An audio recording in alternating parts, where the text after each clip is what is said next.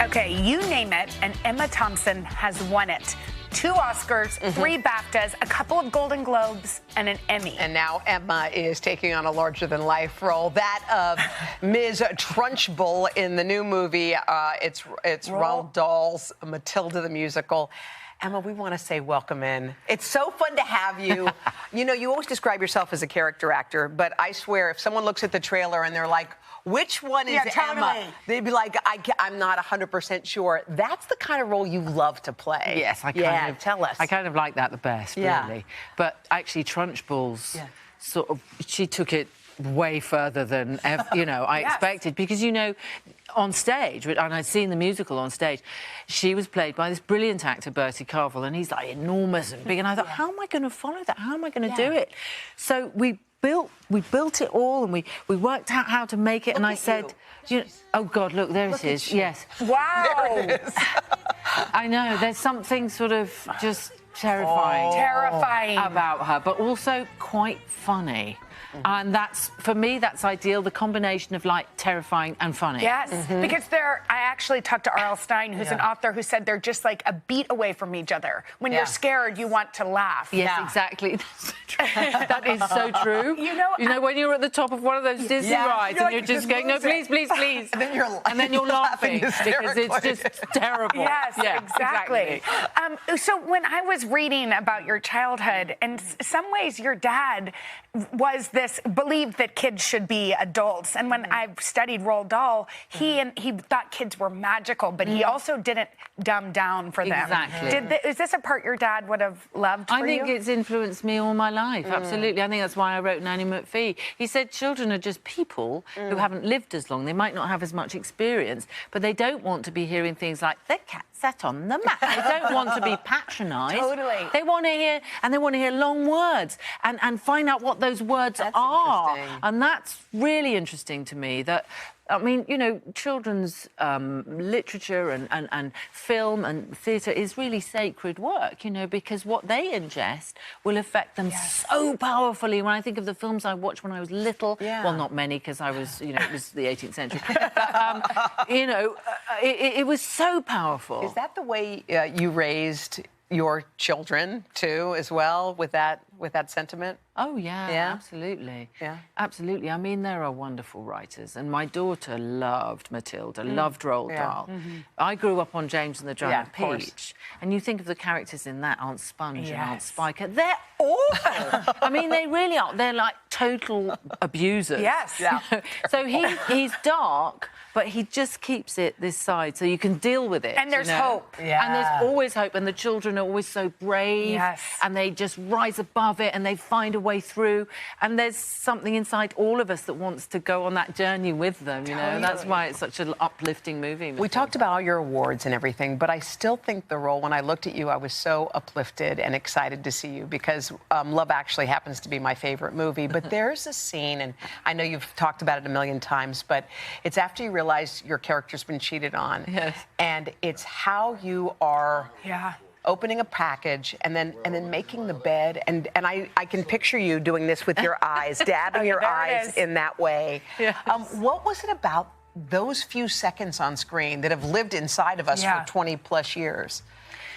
I think it's to do with the fact that we're required in our lives to repress things that we're feeling. So you can be hit right between the eyes with some terrible piece of news, but you can't react immediately because you've got your children there, or it's that thing of not showing. That's why it hurts. That's why it moves us. If she went, oh, my God, I thought you were going to give me a necklace and now you've given it to somebody else, we would not be moved, We're moved because she just goes, I'm not going to do it. And then she makes the bed that sort of suddenly feels so empty of meaning. And then she goes down and goes, hello, everyone, let's go to the show. That's why people there's like identify. That resilience that women sometimes have to do. Yeah, that whole sometimes, thing. Always. Literally, always. So I keep meeting people in the street and on the tube, even unto this day, who just say, and I go, you've been through it, haven't you? I can tell. So how has your perspective on love changed over over your life? Because I feel like we are all evolving, obviously, and changing. What does love mean to you now, this stage? What a wonderful question. Well, I think that it's a wonderfully important, essential muscle that needs to be used. You know, you can't just take it for granted. Not love in relationships, not love in your friendships. I think I've learned, and I'm 63 now, that, you know, you have to put in. You can't just say, oh, I love you. Yeah. You know how we do, especially with social media? Yeah, love you anyway, see you.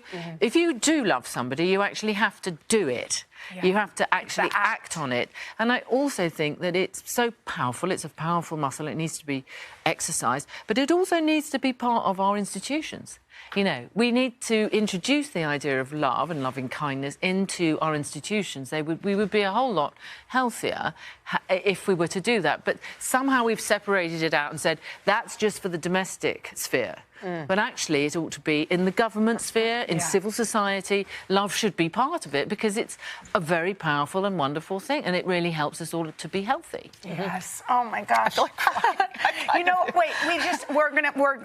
You're not going anywhere, but we have to ask one more thing because you said something on a late night show that I just loved about not wasting our life worried about our bodies, what we look like. When was there a moment where you were just like, I'm done with this negative self-talk or whatever? Like, was there a catalyst for, because that I've kind of watched that speech over and over again. Yeah. It is getting older's helpful, but actually doing Good Luck to You, Leo Grand and playing Nancy was very, very helpful because I had to find a way of looking at my body without judgment. And because we're so encouraged, we're so surrounded, wall-to-wall images of impossible, you know, shapes. Of course, we're brainwashed from a very, very early age, and it upsets me dreadfully to think of little 8-year-olds in Kentucky going, you know, I don't like my thighs. I go, we've got to change that. We have to revolutionise that.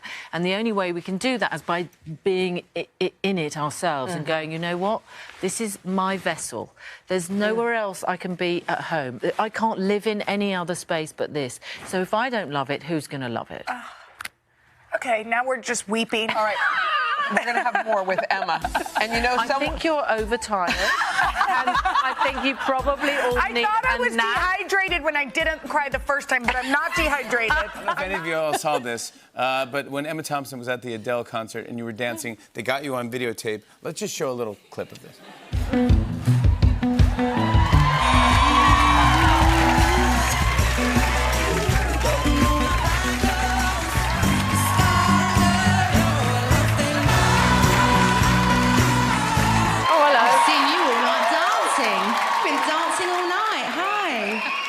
I like that one. Get up, I'm going. It's like Mick Jagger. You go, Oh, my God. it was... I love that. All the celebrities were sitting downstairs and they were all being sort of just sitting there being good. I'm like, Wake up! Get up! We've been in COVID for 2 years. We're out. It was the first time we'd all been out. Hey, You know. exactly right. Oh, thank God we can get out. That was fantastic and everyone loved it.